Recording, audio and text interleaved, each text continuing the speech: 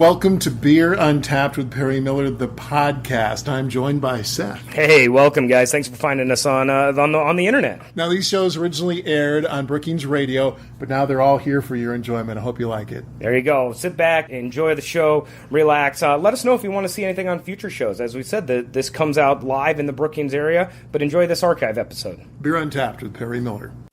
Welcome to Beer Untapped with Perry Miller.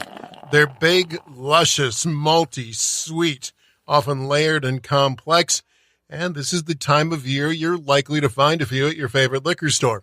Barley wines this week on Beer Untapped. First, the terminology. Barley wines, old ales, stock ales, similar beers. Some claim a historic difference, still others say barley wines basically are old ales.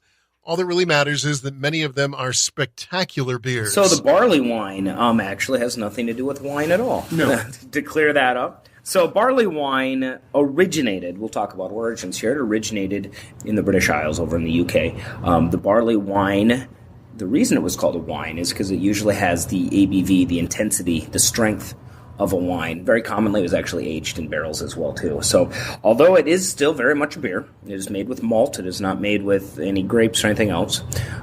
The words that are often used to describe barley wines would be strong, sometimes sweet.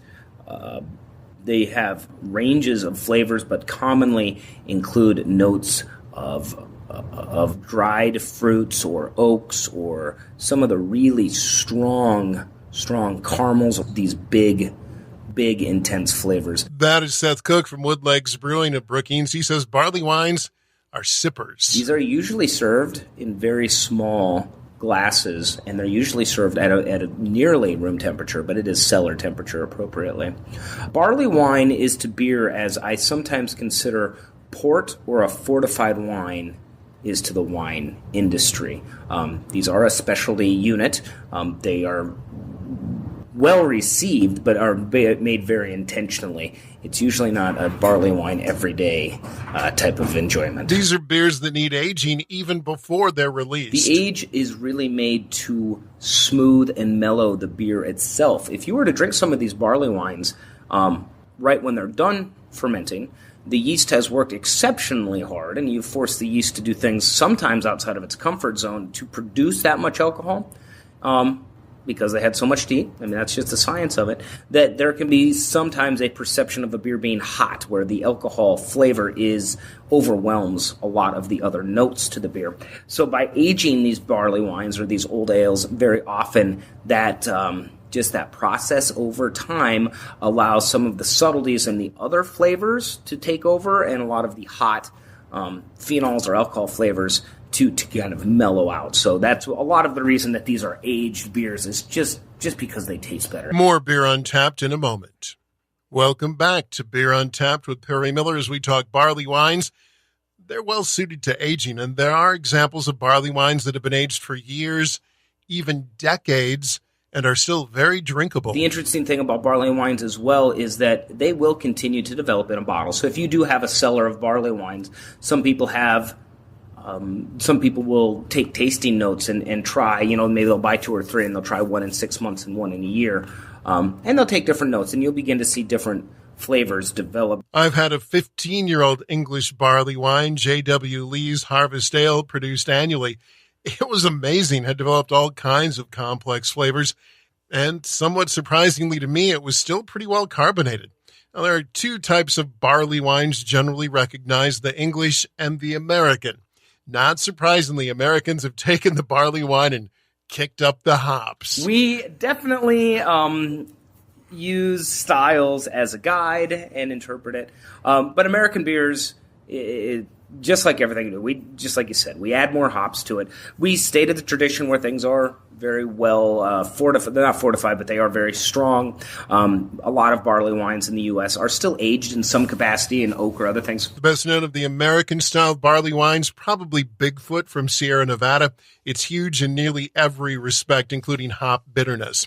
And there are a number of American brewers who make English-style barley wines as well. Many of them are excellent. Keep your eyes open. You can find them in South Dakota and Minnesota. They're not seen often, and maybe I think that's why some people track them down, is because it does take a commitment to make this. This is you tie up a lot of resources, you tie up a lot of grain, it's worth it. It's worth it, but it's not something that many breweries make with a high frequency just because of the capital expense it takes to make these. And they're usually not inexpensive to buy. Right, and that's usually reflected in the price on the shelves. A couple of South Dakota brewers have even tried their hands at a Barleywine.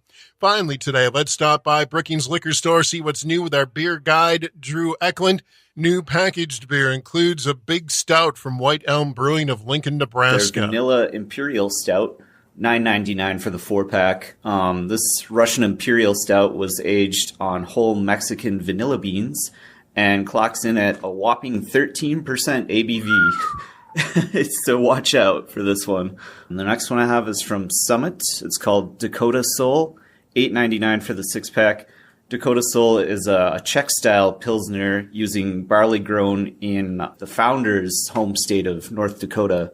It's similar in style to Pilsner Urquell, which is one of the most refreshing beers I've had. For the first time, we have Surly Variety 12-packs. The 12-packs include Furious, Hell, Extra Citra, and a new variety pack exclusive 60 Below Rye IPA.